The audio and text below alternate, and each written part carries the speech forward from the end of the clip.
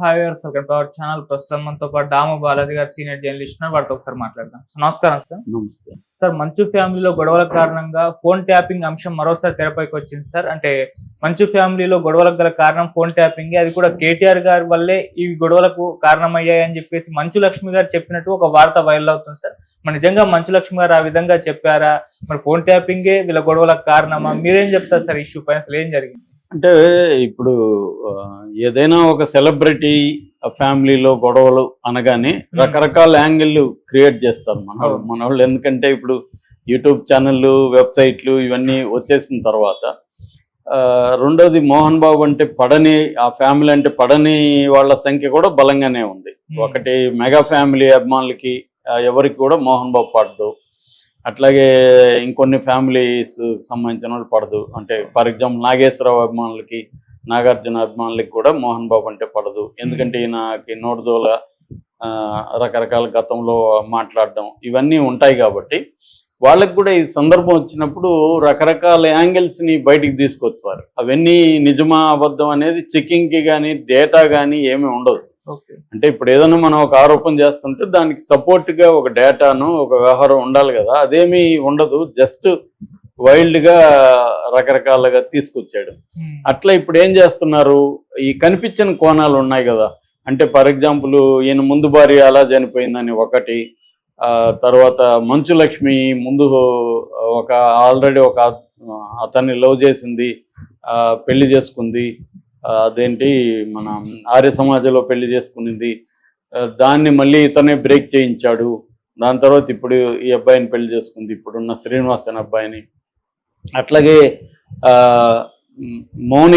మౌనికకి ముందు భర్త ఉన్నాడు, ఆ భర్త విడిపోయినప్పుడు ఈమెకు ఒక 250 కోట్ల భరణం వచ్చింది, తర్వాత ఆమెకు ఒక 2000 కోట్ల ఆస్తి ఉంది. అసలు ఈ సమస్యకంత కారణం ఆమెకి ముందు భర్తతో బాబు ఉండడమే. ఆ బాబుకి మోహన్ బాబు ఆస్తి ఈ వాటా పోతుందని దీంతోనే వీళ్ళు ఆస్తి పంపకాలు చేయకుండా ఉన్నాడు మోహన్ బాబు. వీళ్ళు ఎన్ని రోజులు కలిసి ఉంటారో తెలియదు. ఇప్పుడు కానీ మనం ఆస్తి ఇస్తే ఆ అమ్మాయి రేపు పొద్దున ఈ వాటా కొట్టేసుకొని పోతుంది అన్న ఒక భయం ఉంది. సో ఇలాంటివి రకరకాల కథనాలు వస్తున్నాయి. ఇవి అన్నీ వాస్తవమా, ఏది వాస్తవం ఏది అవాస్తవం అనేది ఎవరికి అవసరం లేదు. ఇదేంటంటే ఇంట్రెస్టింగ్గా ఉందా లేదా యాంగిల్ అనేది చూస్తున్నారు, జనం కూడా అవే కావాలి. సో ఈ దీంట్లో ఏమైందంటే ఇప్పుడు కొత్తగా ఒక న్యూస్ వైరల్ అవుతుంది. ఆ న్యూస్ ఏంటంటే మంచు లక్ష్మి చెప్పినట్టుగా వస్తుంది. అదేంటంటే మా ఇంట్లో గొడవలకి, మా ఫ్యామిలీలో ఈ డిస్ప్యూట్స్ రావడానికి కారణం కేటీఆరే. ఎందుకంటే కేటీఆర్ ఫోన్ ట్యాపింగ్ చేయించాడు. ఆ సినిమా వాళ్ళవి చాలా మంది గతంలో కూడా ఫోన్ ట్యాపింగ్ చేశారు. ఈవెన్ నాగార్జున ఫ్యామిలీలో చిచ్చు పెట్టడానికి, నాగార్జున, నాగ చైతన్య, సమంత విడిపోవడానికి కూడా కేటీఆర్ఏ అన్న ఇది కూడా వచ్చాయి. సాక్షాత్తు ఆమె మంత్రి పేరు సురేఖ, కొండా సురేఖనే ఆరోపించింది. దాని మీద కోర్టులో కూడా కేసులు వేశారు. సో ఈ నేపథ్యంలో ఇప్పుడు మోహన్ బాబు ఫ్యామిలీలో గొడవలకు కూడా కేటీఆర్ కారణం అని ఒక యాంగిల్ని ఎవరో మంచు లక్ష్మి చెప్పినట్టుగా వదిలేశారు.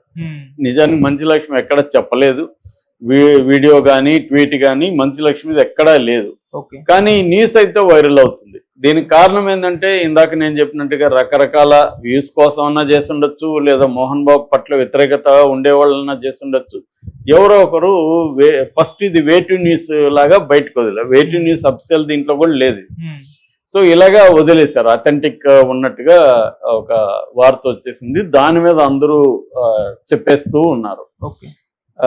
రెండోది ఏంటంటే గతంలో వీళ్ళిద్దరి మధ్య ఒక ఫ్రెండ్షిప్ ఉన్నట్టుగా కూడా వార్తలు ఇప్పుడు బయటకు వచ్చాయి. కొంత వీళ్ళిద్దరు, ఈమె మంచు లక్ష్మి కేటీఆర్ని ఇంటర్వ్యూ చేయడం కానీ, తర్వాత కేటీఆర్కి ఆరోగ్యం బాగాలేకపోతే నా సినిమాలు చూస్తూ టైంపాస్ చేయండి అని ఈమె ట్వీట్ చేస్తే, నాకు కావాల్సింది విశ్రాంతి కానీ డిస్టర్బెన్స్ కాదు కదా అని అతనేదో సరదాగా అతను పెట్టడం, ఇవన్నీ కూడా ఇప్పుడు బయటికి తీస్తున్నారు.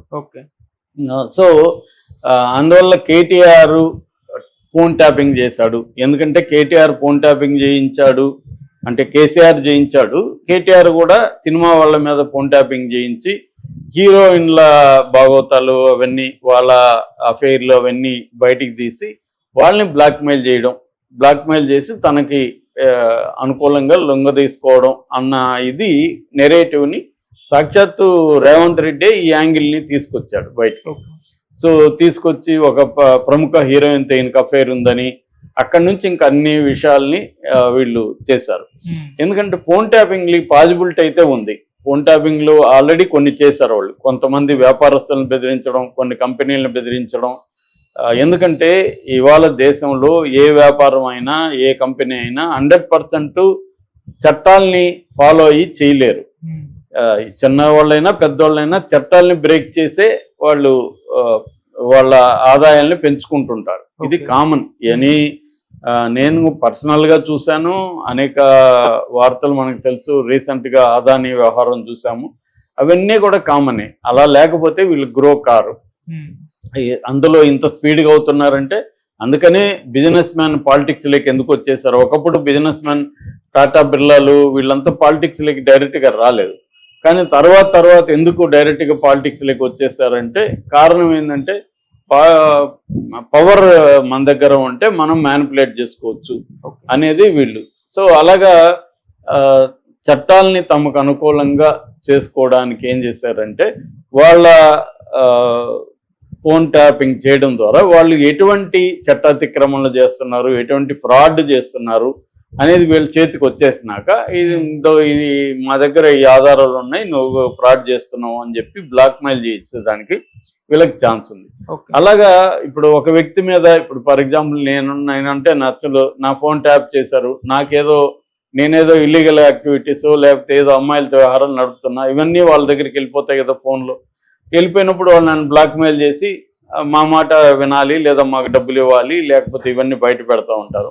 నాకు ఇవన్నీ బయట పెడితే నా క్యారెక్టర్ అసాసినేషన్ జరుగుతుంది, నాకు ప్రాబ్లమ్స్ వస్తాయని చెప్పి వాళ్ళ మాట వింటాను. అందువల్ల ఫోన్ ట్యాపింగ్లు అనేవి ఇవాళ వెరీ వెరీ కామన్ కూడా అయిపోయినాయి. చాలా మంది కూడా పర్సనల్గా కూడా ఫోన్ ట్యాపింగ్ చేసుకునే కొన్ని యాప్లు కూడా వచ్చాయి. ఆ యాప్ల్లో డబ్బులు కట్టి ఆ యాప్ని మనకు కావాల్సిన ఫోన్లో ఇన్స్టాల్ చేసేయగలిగితే, నేను నీ ఫోన్లో ఇన్స్టాల్ చేయగలిగితే నీ డేటా అంతా నాకు వచ్చేస్తుంది. నువ్వు ఎవరితో కాల్స్ చేస్తున్నా, నువ్వు బయట మాట్లాడుతుంటే కూడా అది కూడా సరౌండ్ సౌండ్ రికార్డు కూడా చేసేయచ్చు, ఫోటోలు తీయచ్చు, వీడియోలు తీయచ్చు నీకు తెలియకుండా.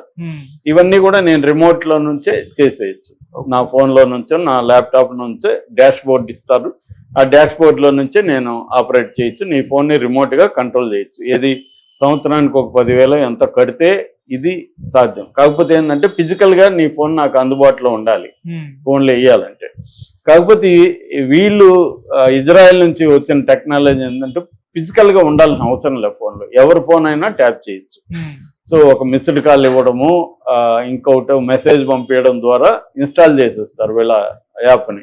అది వెరీ కాస్ట్లీ. 300 కోట్లు 400 కోట్లు ఉంటుంది. ఆ కైండ్ ఆఫ్ టెక్నాలజీ పెగాసస్ ఇలాంటివి వచ్చాయనేది గతంలో కూడా వచ్చాయి. ఇజ్రాయెల్ డెవలప్ చేసి వాళ్ళ దగ్గర నుంచి మన స్టేట్స్ కొంటాయి, సెంటర్ కొనింది అనేది వాస్తవం.